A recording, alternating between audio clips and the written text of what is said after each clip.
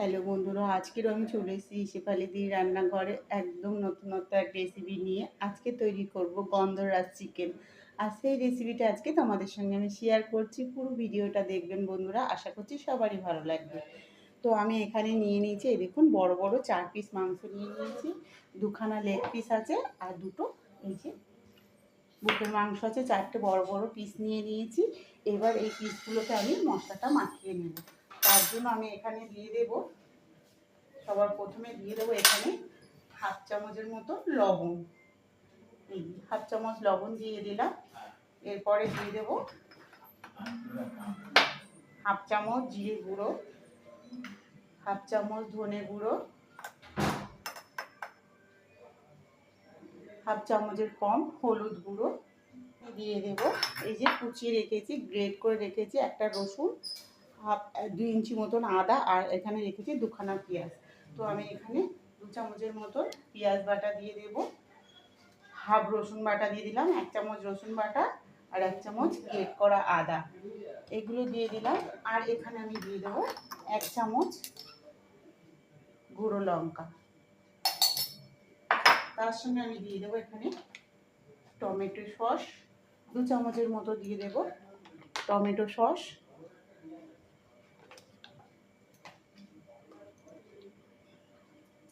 তার সঙ্গে এখানে দিয়ে দেব 2 চামচের মতন টক দই, 2 থেকে 3 চামচ মতন আমি টক দই দিয়ে দিলাম। এবার সবগুলো উপকরণকে আমি সুন্দর করে চিকেনের সঙ্গে মাখিয়ে নেব। এই যে মিনিট 20 মতো আমি এটাকে রেস্টে রেখে দেব। তো বন্ধুরা দেখুন, আমি গ্যাসটা জ্বালিয়ে দিয়েছি আর গ্যাসটার ওপরে আমি একটা কড়া বসিয়ে দিয়েছি। এখানে আমি দিয়ে দেবো 2 চামচের মতন ঘি।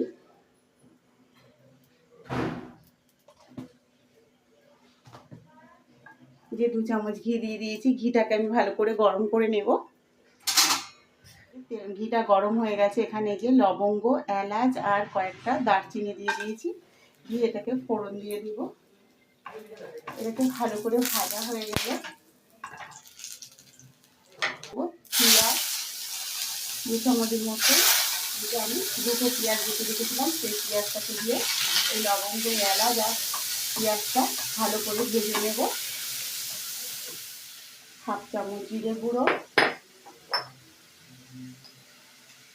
হাফ চামচ ধনে গুঁড়ো,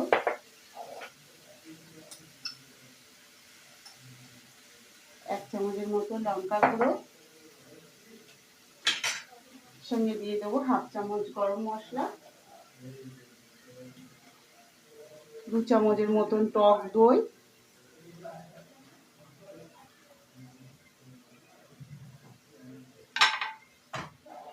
সব মশলাগুলোকে কিন্তু একসঙ্গে আমি ভেজে নেবো, ঘিয়ে ভেজে নেব।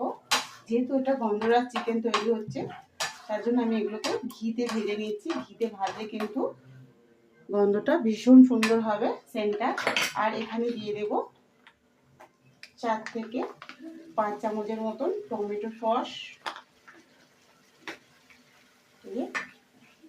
4 থেকে 5 চামচের মতন আমি টমেটো সস দিয়ে দিয়েছি। সবগুলো মশলাকে আমি একসঙ্গে ভালো করে ঘিয়ে ভেজে নেব। এবার এখানে আমি দিয়ে দেবো 3 থেকে 4 চামচের মতো রিফাইন তেল।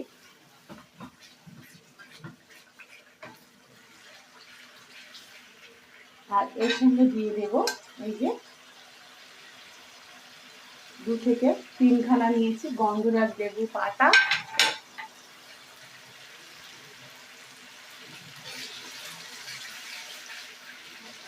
এই লেবু পাতাটা কিন্তু আমি মশলার সঙ্গে ভালো করে কষিয়ে নিচ্ছি। এই যে 4 খানা চিকেন মাখিয়ে রেখেছিলাম, চিকেনগুলোকে আমি এক একটা করে দিয়ে দেব।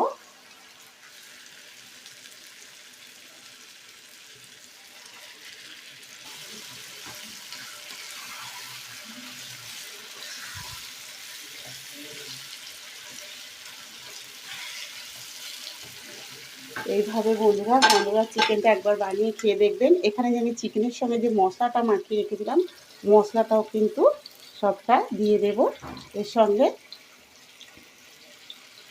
এই যে কড়াতে সব মশলাটাও কিন্তু আমি দিয়ে দিলাম।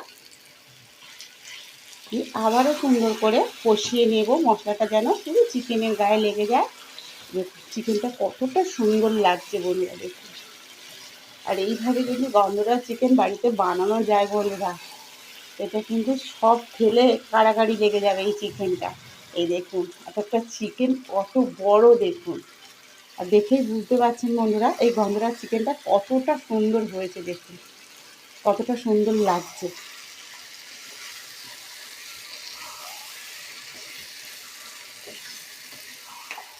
এবার আমি ঢাকা দিয়ে দেব, একটা ঢাকা দিয়ে মিনিট 20 মতন গ্যাসটাকে একদম লো ফ্লেমে দিয়ে রান্না করে নেব।